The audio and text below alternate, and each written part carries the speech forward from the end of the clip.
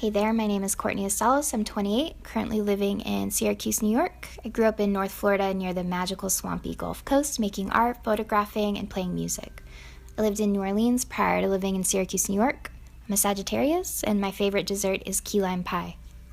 Who and what inspires you in your day-to-day life and in your work? Well, the patterns of casino carpets, color, costume jewelry, good jokes and dark humor. For my whole life, I've loved that. Visceral textures of things like smooth latex, the textures and taste of fruit, especially the insides and tang of passion fruit, white and black leather, red silks, dark velvets, people's stories, sublime natural landscapes that I fantasize about losing myself inside of, like Niagara Falls and the strange alien landscapes of Utah and Nevada, moments and places that seem familiar, the uncanny, like when you hear a song for the first time but you feel like you've heard it before, coincidences, hoarse female voices, pink champagne, 8-tracks, flamingos, toucans, giant fish tanks, carnivorous plants, fluffy, all-white cats, Jess Franco films, Dario Argento films, that moment when the fog is so thick and you're out on the ocean and you can't see around you except for the blurry light of the sun. Chris Krause's writing, Lisa Robertson's writing, the El Cortez in Las Vegas's 25-cent roulette, and the moments when I plug into that cosmic channel of luck and my numbers hit.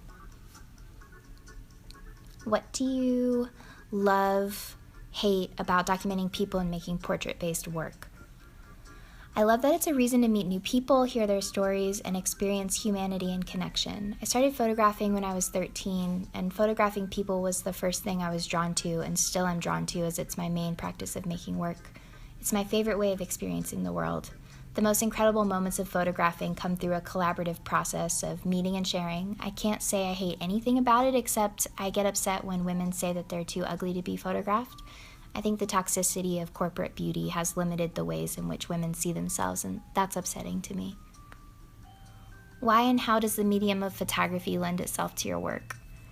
Photography for me is having faith and giving myself up to the chance encounter of elements beyond my control. When I photograph, for the most part, I'm going out into the world and encountering people by chance and having these experiences that I could never go out and have these preconceived notions expecting. When I go out to photograph, I just have to believe that something will happen, and when it does, it's my favorite feeling in the world. I never have any clue who I'm going to meet and what will speak to me about their presence. I get these spiny sensations that happen when I see someone, and I know that I have to at least introduce myself and see if they're open to being photographed. The best part of photography is when I meet someone who is open and really excited to have their photograph made. The fact that we can have an exchange in which they have a relic or the photograph from that moment in time means everything to me. What are you obsessed with right now? I'm obsessed with Paul Desmond's theme from Black Orpheus. The Pepper Mill Fireside Lounge in Las Vegas, wow, went there for the first time, it's amazing. Jim Nutt's paintings, especially Sally Slips Bye-Bye, the movie Liquid Sky, and the costumes, fashion, concept of the movie, amazing. Also, one of the most moving things I've seen recently is the scene in Barry Lyndon when he's gambling with Lady Lyndon in a casino in Belgium, and the gaze that happens between them so slowly while Schubert's, hope I said that right too, piano trio in E-flat is playing. The whole thing is stunning. Kubrick made special lenses for this movie in order for the low lighting conditions to be captured, and the mastery of the art direction, lighting, the whole movie, and this scene in particular, is just really inspiring and gorgeous to me. Top favorite bands, music you're listening to currently?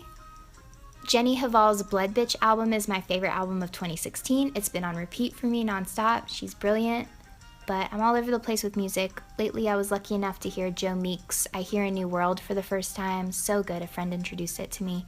I listen to a lot of film soundtracks.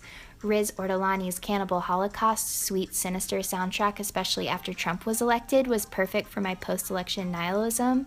The Camille 2000 soundtrack by Piero Piccione, I hope I said that right too, is amazing. I guess a few songs I've been listening to on repeat the past week are Sade's The Sweetest Taboo, Moby Grape's Sitting by the Window, and Timber Timbre, Lonesome Hunter.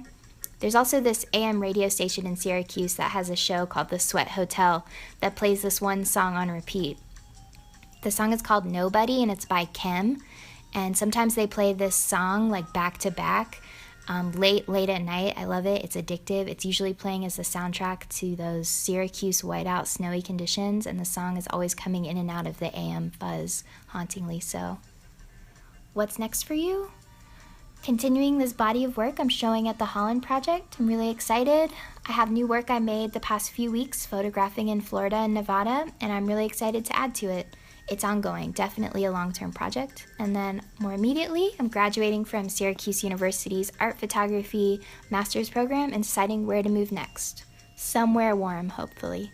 Thank you.